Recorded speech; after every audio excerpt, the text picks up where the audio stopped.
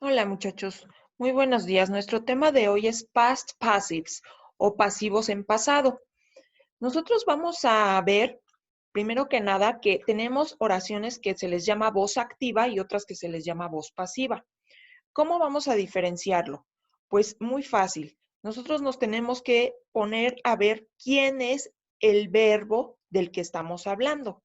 Por ejemplo, en esta oración, Leonardo da Vinci painted the Mona Lisa. Entonces, painted viene siendo mi acción. Entonces, para yo saber si esta oración es activa o pasiva, yo tengo que ver quién realiza esa acción. En este caso es Leonardo da Vinci, el que realizó la acción de pintar la Mona Lisa. Entonces, como Leonardo da Vinci, que es el que está activo, el que está trabajando, haciendo la acción, entonces a esto le voy a llamar voz activa, ¿ok? O active voice. ¿Eso qué quiere decir? Que primero está el que está activo, ¿sale y vale? Entonces, si ustedes observan, esta es la forma como tradicional de hacer nuestras, pues oraciones, ¿no? Ahora sí que siempre primero va el sujeto y luego el verbo que realiza ese sujeto. Es como que de esa forma hemos visto, pues, todos nuestros tiempos verbales de hecho. Entonces, lo que estamos viendo hoy es cómo lo voy a poner diferente y lo voy a poner en forma pasiva. Fíjense lo que va a pasar. Para ponerlo en forma pasiva, lo que yo estoy haciendo es poner a Leonardo da Vinci después. O sea, el que realiza la acción lo pongo, pero después lo pongo al final de mi oración. Vean cómo va a quedar. Dice, The Mona Lisa was painted by Leonardo da Vinci. La Mona Lisa fue pintada por Leonardo da Vinci. Vean cómo la Mona Lisa pasó a primer plano. La puse primero, ¿sí? Y la Mona Lisa no hizo ninguna acción, ¿estamos de acuerdo? Sino que ella recibió la acción. Fue pintada por, ¿se dan cuenta? Entonces, a este tipo de oración es a la que le vamos a llamar passive voice, ¿vale? Entonces, habiendo tenido claro esto, ahora sí vamos a poder pasar a cómo se va a formar esta voz pasiva. Si ustedes se dan cuenta, a la hora que yo paso la Mona Lisa al inicio, pues realmente, pues ahora Leonardo da Vinci se pasa para el otro lado. Hagan de cuenta que estoy switcheando mi oración, la estoy volteando. Sin embargo, a la hora que estoy haciendo este volteo, el verbo sigue quedando en el mismo lugar, en el centro. Ese no se movió. Sin embargo, si moví lo demás, pues algo le tiene que pasar al verbo para que siga teniendo una coherencia a mi oración. Entonces, lo que vamos a hacer es utilizar la siguiente estructura. Primero vamos a usar el verbo to be y luego vamos a usar el verbo en pasado participio. El verbo to be me va a indicar el tiempo. Be. Entonces, por eso si se fijan, el verbo to be va a estar en pasado. To be en pasado. Y después adelante le voy a agregar el verbo original, que es pintar, pero lo voy a poner en past participle.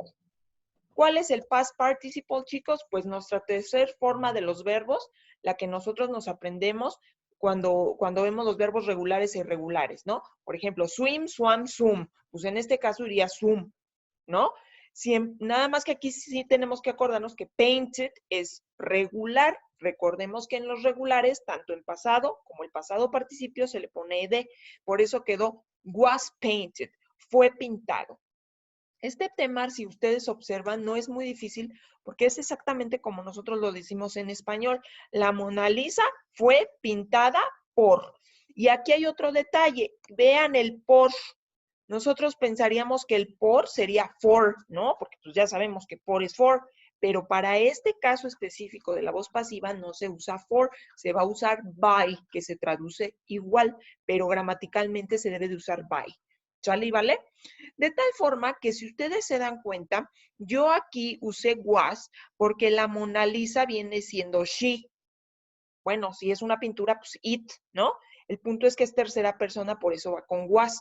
Pero si fuera otra persona, por ejemplo, un they, pues sería were. Entonces hay que tener cuidado en esa parte. ¿Sale? Entonces, la regla es que la voz activa es la que empieza cuando nuestro sujeto está al principio, el que realiza la acción está al inicio. Y la voz pasiva es cuando el que realiza la acción está al final o incluso a veces hasta ni está, ¿sí? Entonces, vamos a continuar con esta explicación con algunos ejemplos. Veamos aquí. Tenemos, a thief robbed the central bank. Un ladrón robó el banco central. Si ustedes observan, en este caso, esto es voz activa, porque la acción robar, pues aquí está, ¿no? En nuestro verbo, y primero está el ladrón. Pero si ustedes observan, pues no sé ni quién es el ladrón, nomás sé que un ladrón. Entonces, en estos casos, cuando el sujeto es desconocido o no es tan importante, mejor no lo pongo o lo pongo después. Entonces es cuando lo tengo que cambiar a voz pasiva, que es lo que estamos viendo hoy. Entonces nos quedaría de la siguiente forma. Voy a voltear mi oración. Voy a poner primero el Central Bank. Dice, the Central Bank. Y entonces mi regla de la voz pasiva me dice que use el verbo to be. En pasado, Central Bank is it, entonces was, ¿sale? Y luego, si nada más le dejo hasta ahí, pues no estoy diciendo la acción que es robar. Entonces voy a poner was robbed y luego le puedo poner by a thief. ¿Sí? Quiero que vean cómo aquí inclusive yo puedo poner esto o no ponerlo. Fue robado por un ladrón o nada más el Banco Central fue robado y hasta ahí quedaría bien. ¿Estamos de acuerdo? Entonces, quiero que observen cómo puedo decirlo completo o puedo incluso eliminarle el by a thief. No, o sea que no es importante, no es relevante, porque aquí lo importante es el hecho. Entonces, vamos a ver otro ejemplo. Tenemos aquí, someone left a bag with money in the subway. Alguien dejó una bolsa con dinero en el metro. Entonces, el verbo es left. Pero es alguien, ni siquiera sé quién es ese alguien. Entonces, como no va a ser relevante, mejor lo voy a poner al revés y hasta elimino el someone. Fíjense lo que va a pasar. Voy a voltear mi oración y voy a empezar por, ahora sí que por lo último. A bag, que es de lo que estoy hablando, with money, y ahora sí le voy a poner was left, y vean cómo el complemento in the subway de todas maneras queda al final. Was left in the subway. ¿Sí? Fíjense lo que pasó aquí. Aquí en este ejemplo yo tuve un complemento in the subway. ¿Sí? Lo que yo cambio es el objeto y el sujeto. El objeto es de lo que hablo, el sujeto es el que realiza la acción. Entonces, por eso, a bag with money la puse acá y luego el de in the subway, por eso siguió quedando al último. Ese no se mueve, ¿sí? Y el de someone, pues lo eliminé. Sí lo pudiera poner a bag with money was left by someone in the subway, pero pues fue dejado por alguien, pues ¿para qué lo pongo si ni sé quién es? ¿Estamos de acuerdo? Entonces, aquí vamos viendo que la voz pasiva justamente se utiliza en estos casos, cuando el sujeto no es importante o no lo conozco o simplemente le quiero dar prioridad al objeto que recibió la acción. ¿Sale? Bien, seguimos entonces con el último ejemplo. Dice, someone found a dinosaur skeleton in a storage box in the museum. Alguien encontró un esqueleto de dinosaurio en una caja de almacenamiento en el museo, ¿sí? Entonces, otra vez es el caso de someone, quién sabe quién lo encontró, algún empleado de limpieza, no es relevante. Lo relevante es a dinosaur skeleton. Y aquí volvemos a tener un complemento. Esto complemento, a partir de aquí, ya es complemento, ese no lo muevo. Lo que cambio es el dinosaur lo paso para acá. ¿Estamos de acuerdo? Entonces, me quedaría de la siguiente forma mi oración. A dinosaur skeleton. Y luego voy a poner, dice found, encontrado. Entonces voy a poner was, porque skeleton es pues it. Entonces le corresponde was.